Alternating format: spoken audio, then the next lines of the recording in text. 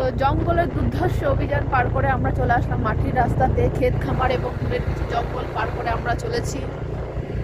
এই যে সঙ্গে রয়েছে আমার ড্রাইভার আর সাথে রয়েছে এই যে ছোট হেল্পার।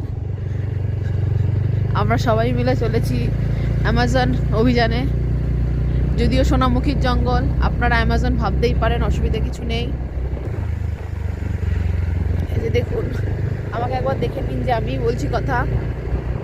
এর দিকে দৃশ্যটা, এই যে মাটির পথ, আহা অসাধারণ দৃশ্য। কেউ যদি গ্রামের এই সুন্দর স্নিগ্ধতা পেতে চায় অবশ্যই আমাদের বাঁকুড়া সোনামুখীতে আসতে হবে,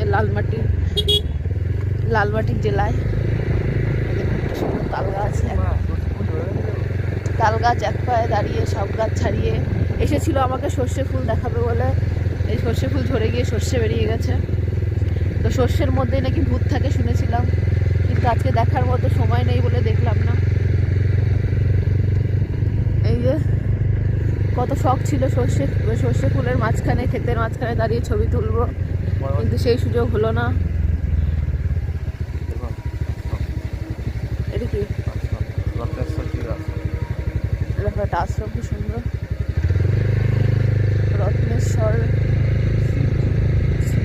আশ্রম। যাই হোক, খুব ভালো এই ব্যাপারটা। যাই হোক, চারিদিকে পরিবেশটা দেখে ভালো লাগছে। সর্ষে ফুল দেখতে না পেলে মনের মধ্যে একটা কষ্ট আমার রয়ে গেল, কিন্তু সর্ষে ধরে গেছে, সর্ষের মধ্যে ভূত আছে জানি। শুধু আমরা একা নই, অনেকেই অভিযান করতে বেরিয়েছে। আপনারা আমাদের অভিযানের সঙ্গে থাকুন, আরও অনেক কিছু দেখাবো।